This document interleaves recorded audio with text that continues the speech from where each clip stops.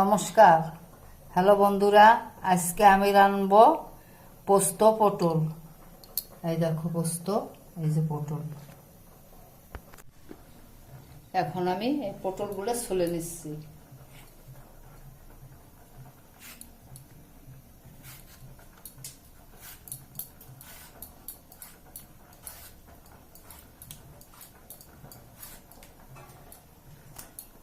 এরকম কিছু কিছু ছোবলা খোসা থাকবে, আর মাঝখানটা কিছু কেটে ফেলবো, ছুলে ফেলবো। এখন আমার কড়াই গরম হয়ে গেছে, আমি তেল দিয়ে দিচ্ছি।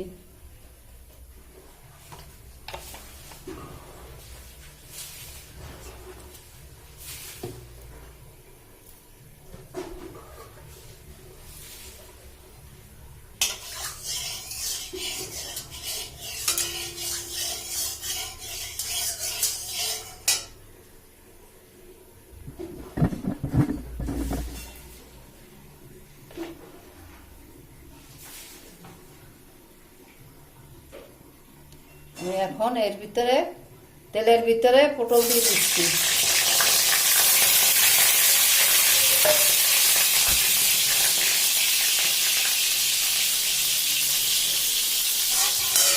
এখন আমি লবণ দিয়ে দিচ্ছি পটলে।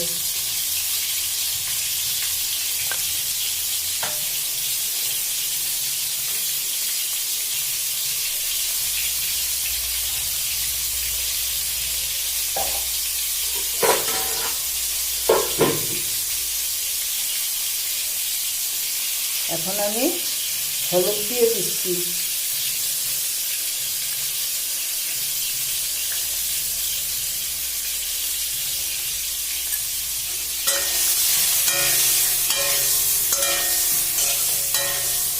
সুন্দর করে লাল লাল করে ভাজবো, তারপরে আমি রান্না করব।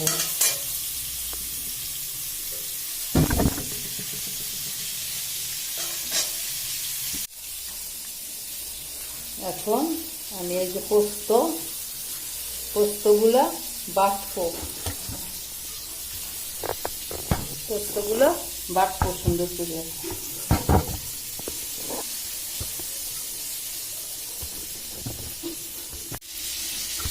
আস্তে আস্তে আমার ওই পটল ভাজা হোক। এখন আমি পোস্তগুলা বাটতে যাবো, শিলনোড়ায় বাটবো। আমি এখন করে জিরে দিয়ে দিচ্ছি এর ভিতরে। পটল তুললাম না, পটলের পাশেই দিয়ে দিলাম। দেখো আমার কত সুন্দর পটলগুলো ভাজা হয়েছে, লাল লাল ভাজা হয়েছে। এর ভিতর আমি পোস্ত দিয়ে দিচ্ছি।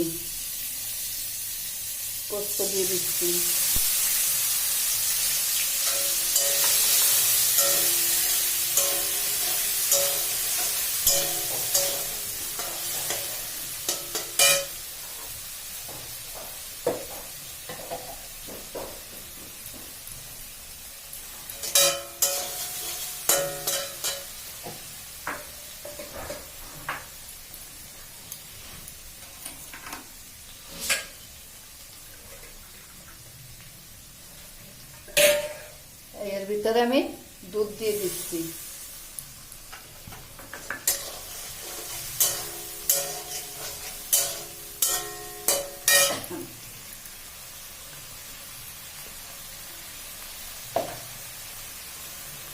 সামান্য জলও দিয়ে দিচ্ছি।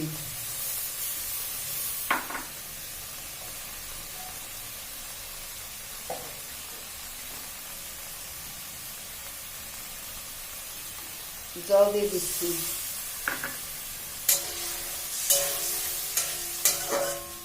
এখন আমি ঢাইকে দেবো, ঢেকে দিচ্ছি। 10 মিনিট পরে ফিরে আসছি। 10 মিনিট পরে আমি এখন ঢাকনা খুলে দিচ্ছি। আমার রান্না হয়ে গেছে, কত সুন্দর হয়েছে। এখন আমি গ্যাস অফ করে দেবো। আমি এখন একটা পাত্রে নামিয়ে রাখতেছি।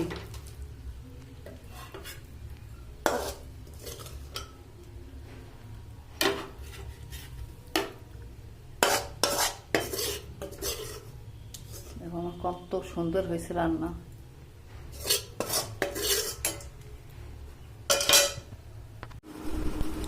হ্যালো বন্ধুরা, তোমরা এরকম রান্না করে খেয়ে দেখবে।